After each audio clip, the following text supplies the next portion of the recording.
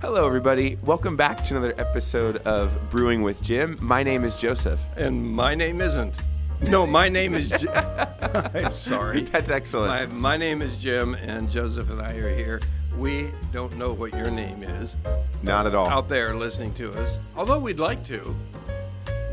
We would love to, yeah. Anyway, here we are. Yeah, this is a what show do we do here? where we get questions from our audience, and questions usually come in about all parts of life. What we try to do is answer them, give wisdom or experience as to provide a help for our audience, basically. We try to answer their questions is how it goes. Yes, sagaciously. Exactly. Yes, I said that word last time, and we Today, we've got a question.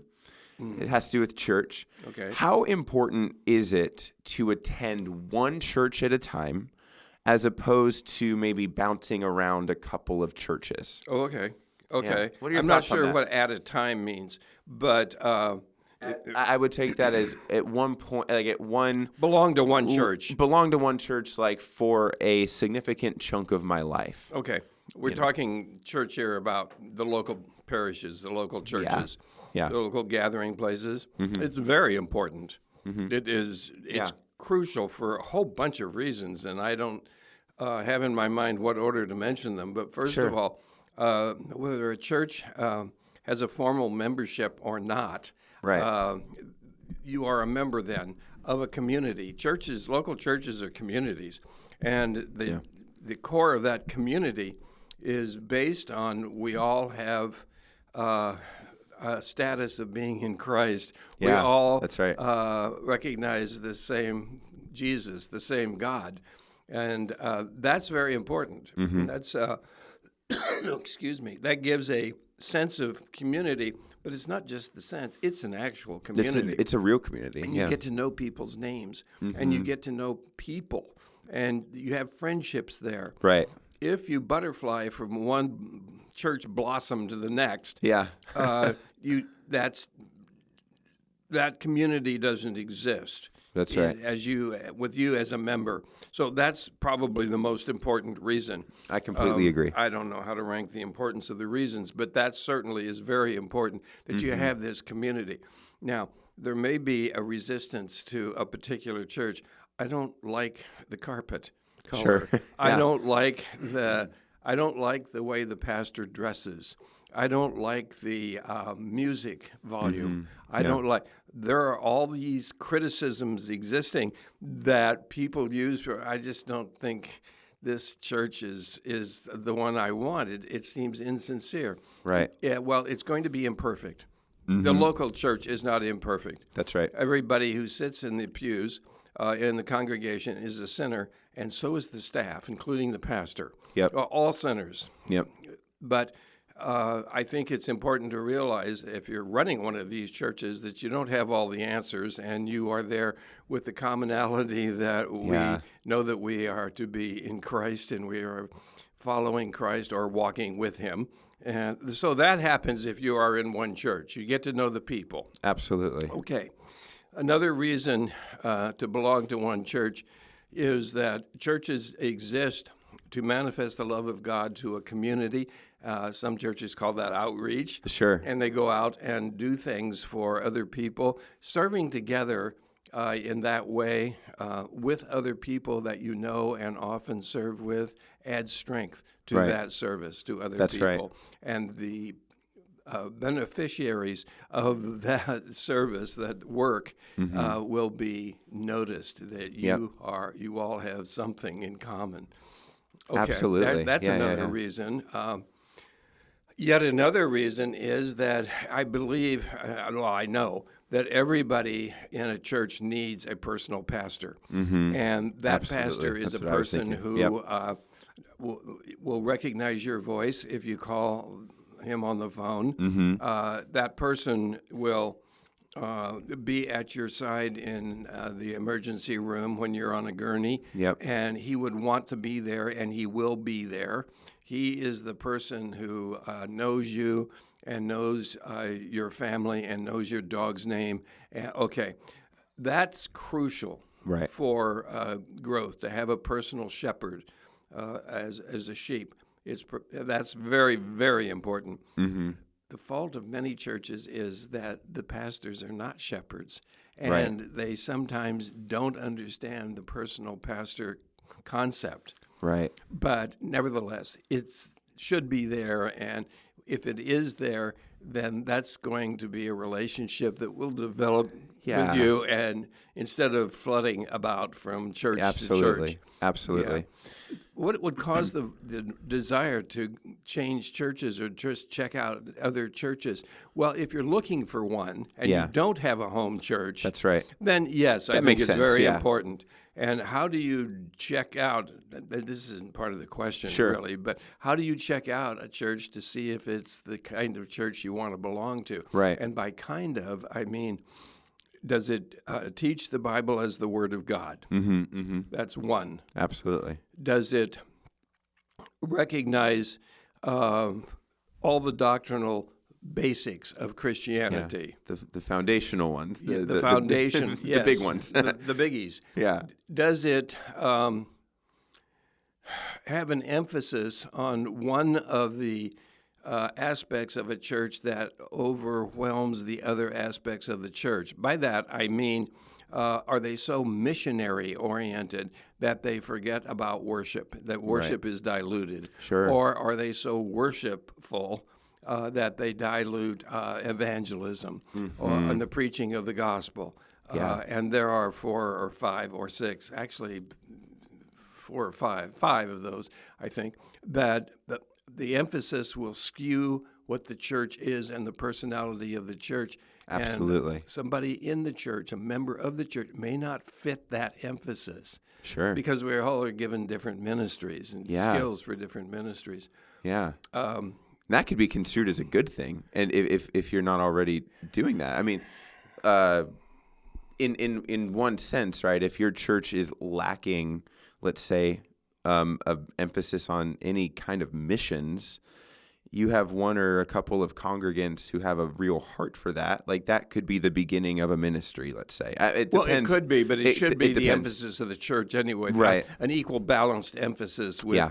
with missionary and ministry and discipleship and worship and membership and community and all of these different Yeah. aspects. There's a harmony between them. There Yeah. is. There is. And it makes beautiful music. It does. When it's in balance. Yeah. So there are some reasons. I love it.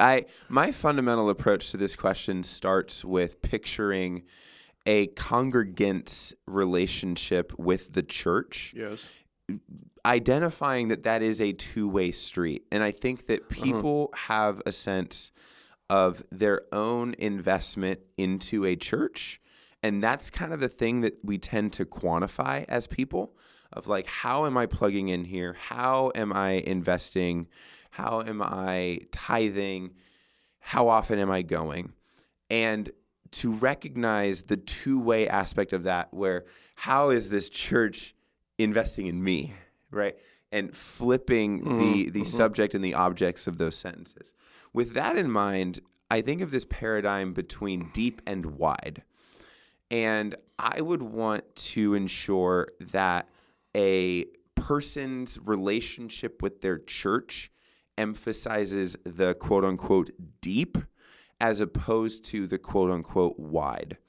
What I mean when I say that is that if you're bouncing between a couple of different churches, in my mind, I'm defining that as like a wide approach because you have a wide range of churches that you're going to, but I doubt that there's depth at any particular one of them. That's just a guess. Well, I would agree. Yeah. I would prefer a person cut it down and then go deep in one place. In that church. Yes. In that one local church, yes. Indeed. Because I think that the depth of the relationship with a church matters probably more than the wideness of multiple relationships with multiple churches. I would also question, and this gets at the depth piece of it, but if you're at multiple churches, if you're floating between multiple churches, are you committing to some pretty fundamental aspects of being a congregant, which is membership, which is tithing, which is, of course, regular attendance. I mean, that's just like fundamentally not possible unless you're going from church to another church on Sunday mornings. Right. Right. There are parts of being a person that goes to a church that you simply cannot do if you're tied to multiple churches. And like take tithing, for instance. Do you think a person that bounces between 3 churches has 3 tithing schedules?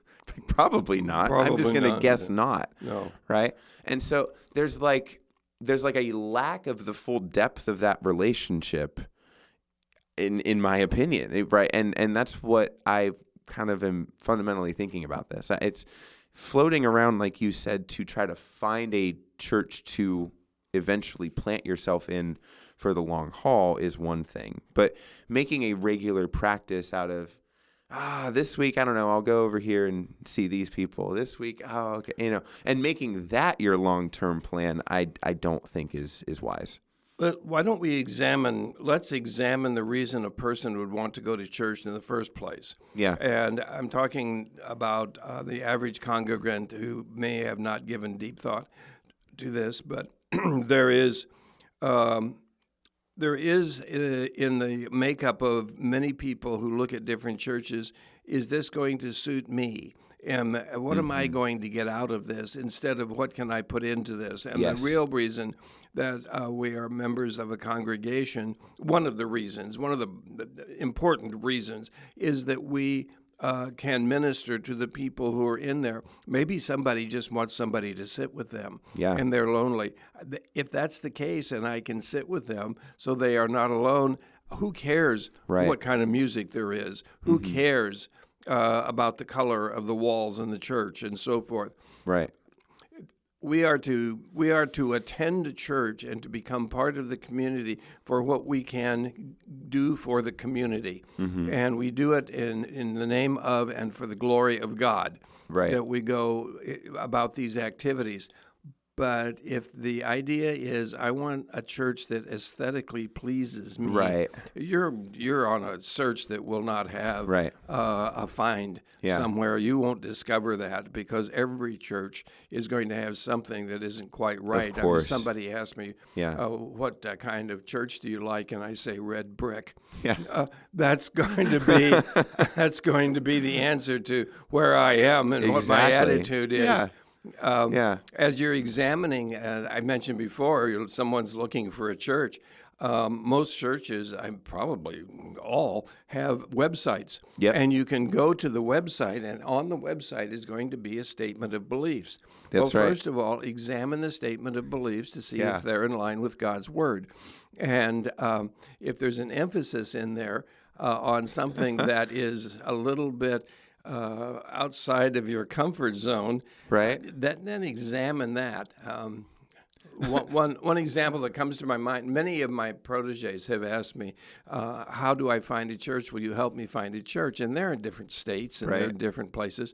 And I go to the website, and sometimes I call the pastor and say, I have a friend who's looking for a church. He's looking at your church. What should I say about your church? Do you have anything that's an emphasis? And one pastor said, we do have an emphasis that's a little different than most churches. We have feet washing at every service. And I said, okay, well, thank you for letting me know that. It's good to know. That's good to know. Yeah. That's not unbiblical. It's weird, sure, but it's not unbiblical. Right. And so that is part of the examination of a church. Yeah. But are you going to attend a service, attend 2 or 3 services, but you're going to get just what the service is about. You may not see the soul, the personality of the church. That's right. You'd want to know the personality of the shepherd. That's right. Is this pastor really a shepherd? What about the staff? Yeah. Are they a church with small groups, or are they a church of small groups? See if that's an emphasis. Yeah. One thing I'm thinking about in this is I'm trying to picture what would be the intention, or like why would a person bounce between churches? And the best reason I can come up with to and I mean this earnestly, is to say, let's say I have my home church, but that there is maybe a second church where a lot of my friends go, or there's a second church where maybe my family goes, and I appreciate visiting their church, so often. I think that's, by the way, a beautiful thing. Like, go to your family's church sometime, like not like all the time. That's really my question, though. Let's say that there's a church where my family goes. How often are you comfortable? Is it once a month? Is it once every 2 months, 3 months before it's quote unquote too much and you're being pulled away from your own church? Does that make sense? I'm not sure I followed clearly. Yeah. So, would you say that in a different way? Yeah. So you've got your home church it's your default, and Okay, it's where you're going every Sunday. But there is another church that's within driving range, right. Where like the rest of your like extended family go. Like in my example, would be like my parents' church. Okay, got it. I love visiting my parents' church. We go probably every couple of months, just once, just to hang out. We know the people there, tacitly as well. I actually used to attend that church like every Sunday. So we go there once every couple of months. If I were bouncing to my parents' church just to be with my family and to see those people every other week, I would argue that's like too much, because it's pulling me away from my actual home church. Right. I think that it's a gray area. I don't know if it's helpful to do this, but I think that might be a way to think about this question as well, because otherwise I don't know why people are bouncing between other churches anyway. So what is an appropriate amount? If there's a second church in your life for family's sake, a very hypothetical question could just be, what's the appropriate amount to visit? Well, my brother, with whom he and I have been very close all our lives, and he and his wife go to a church that's different than the one that Debbie and I attend. Yeah. We don't go back and forth. Mm-hmm. If I want to see my brother, I just go over to the house. Sure. I don't have this desire to. I have been. That's a good point. I have been to his church, to Yeah. the church where he attends, and that's fine. But no, I think it's important to consistently attend. Yes. Consistently attend, even if there is something going on at the church, perhaps that particular day Yes. that you're not interested in. Mm-hmm. It's not about you. Right. It's not about you. You go very true. because there's somebody there who may need you. I love it. Who may need your love, who may need your companionship, prayer, who may need just to have somebody eye contact and a smile. Absolutely. That is a sincere eye contact and smile. Absolutely. So be consistent, and I'm summarizing here, I guess, if Of course. it's okay to do this at this time. Yeah. Find a church that is doctrinally sound, Yes. biblically sound. If you don't know how to examine that, get with somebody who does. Mm-hmm. Call me. Yeah. Email me. brewingwithjim@gmail.com. There you go. And I would be more than happy. Well, I don't know how that exists. I would be happy to find out about that church, look at their statement of doctrine and so forth, and let you know yes or no. This is sound and biblical. Right. And then find a place where you can love. Find a place where you are loved. Find a place where you can serve. Yes. Find a place where you are served, and find a place where the worship moments of the church, the segment of the church that's known as praise and worship, is at least allowing you to exist in the throne room of God, admiring and loving Him. Yes. Those are basic things. I love it. You're going to find a church that's aesthetically pleasing to you? Probably not. Yeah. It will be imperfect. Probably not. Yeah. But find one where there is good community. Yeah. Most people, if they're pulling into the parking lot of a church, have made up their mind whether this is going to be a good church or not before they get to the front door. Yeah. And they make that decision by who has greeted me, who has helped me park the car, who has held an umbrella for me when it's raining on the way into the church. There are churches, of course, who do that. Yeah. Yeah. Absolutely. So there are things to look for. Absolutely. I love it. That's Okay, that's that good? that's a great summary of this. All right. I want people to find a church where they can plug in to just the fullest extent of their abilities. Yes, and don't butterfly. Exactly. Yeah, exactly. Let's go to the second segment of today's episode. This is the surprise Jim segment where Jim does not know the question ahead of time. Jim, if you could imagine, of course, you have a very good sense of the Bible and the different stories and accounts that it describes. My question for you today is, if you could pick one Bible story that you would have loved to actually witness in person. Oh, that's easy for me. Go for it. What is it? Oh, that's easy. First of all, let me preface what I'm going to say by I don't use the word story when it comes to the Bible. I know. Yeah. Because stories are That's why related That's why I said stories and accounts. To fiction. Yeah. Well, no, most people say the Bible stories when they're really talking about incidents. Of course. There are stories in the Bible, parables. Yes. That come alongside the truth and so forth. Absolutely. Oh, that one's easy. That would be the road to Emmaus. And after the resurrection of Jesus, after his crucifixion and resurrection, he was on the road to a town called Emmaus. Excuse me again. And he was walking with two people who didn't recognize him. Yes. But you wouldn't necessarily recognize somebody that you just saw die. Right. And you wouldn't expect him to be there. But he's walking along with these people, and on that walk, I wanted to be on that walk. I'll be the third dude. There you go. Yeah. I wanted... Would you recognize you? On that walk? No, probably not. Right. Because you just don't expect... Okay. So, or their eyes were prevented from recognizing him, and that's God himself doing that. I don't know. Of course, sure. Okay, well, the on that road to Emmaus, Jesus explained to them everything about the prophecies in the Bible that related to him. Oh my gosh. I mean, talk about your walk-along Bible study. I would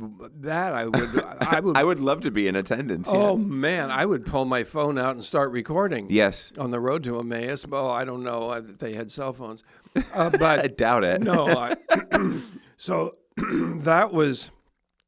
that's something that I would have really like to be involved in. And then they stopped and had lunch. Yeah.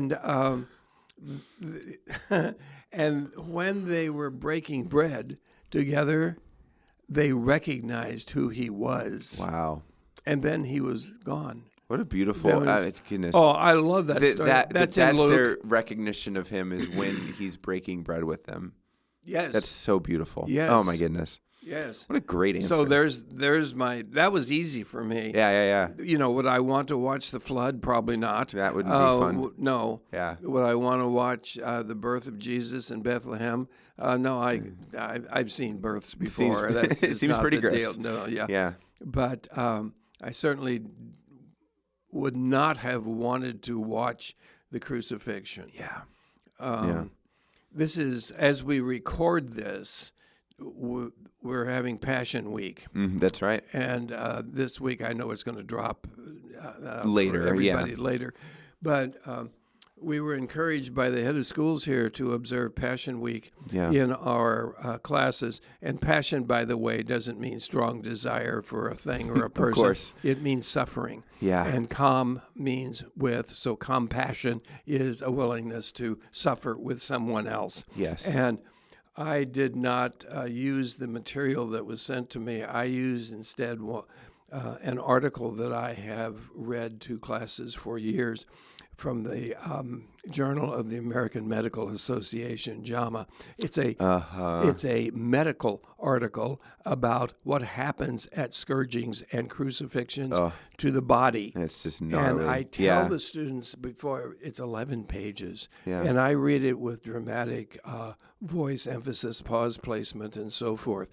And I tell them ahead of time, this is vivid, and this is probably going to disturb you. Yeah. And I hope it does. Mm-hmm. And then I read this, and the eyes of the students rarely deviate from staring at me Yeah. while I'm reading this.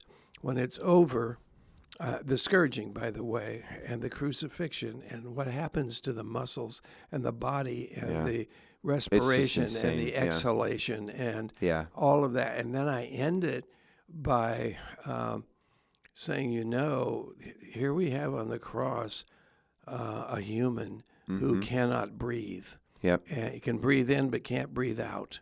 And then he said 7 different things on the cross, or 7 that we know of. And one of those was, he said in a loud voice, "What? How can someone who cannot breathe say anything in a loud voice, and why?" And then and that was what he said was, "Eli, Eli, lama sabachthani, my God, why have you forsaken me?" And I explained the 2 main beliefs about that and the interpretations, and then I tell them what mine is, the correct one. And, Exactly. Yes. Of course.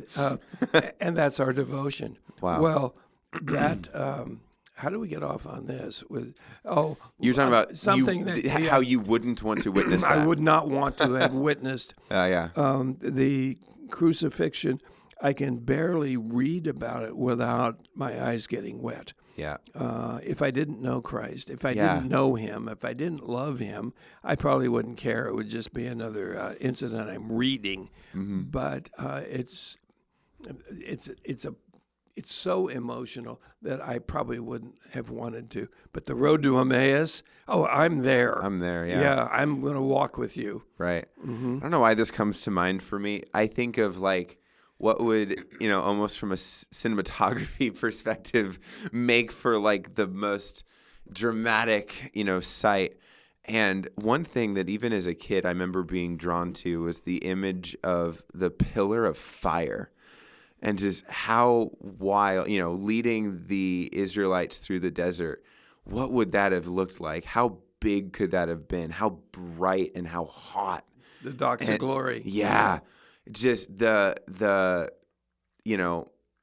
afraid they were, but also how curious they must have been, and how they had to continue to tag along with it while they're wondering, how is that happening? You know what I mean?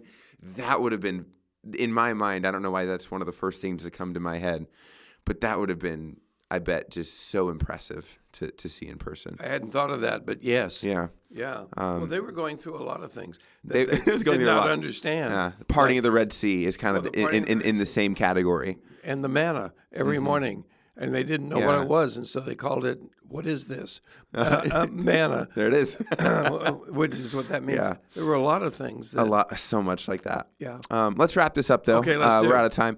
We want to thank our audience, as always, for listening. And as always, as well, we want to extend an invitation to you to reach out to us. Yes. We mentioned it earlier, but brewingwithjim@gmail.com is an email address set up for our audience to message us.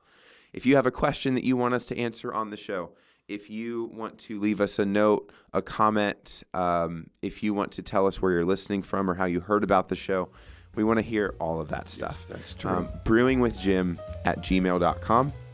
With that, it's another week and another episode. Thank you for listening, and we'll see you next week. Take care, everybody.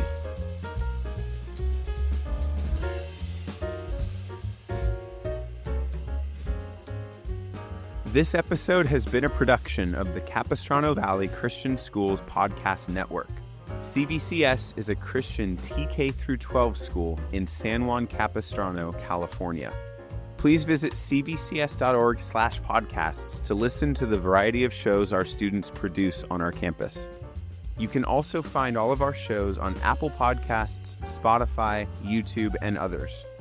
We would also appreciate you subscribing to and leaving a review of this show and the other shows on our network in your podcast player of choice. If you have any questions or would like to reach out to us, please email podcasts@cvcs.org. On behalf of the school, this is Mr. Jasper, the executive producer of the podcast network. Thank you for listening, and stay tuned for more.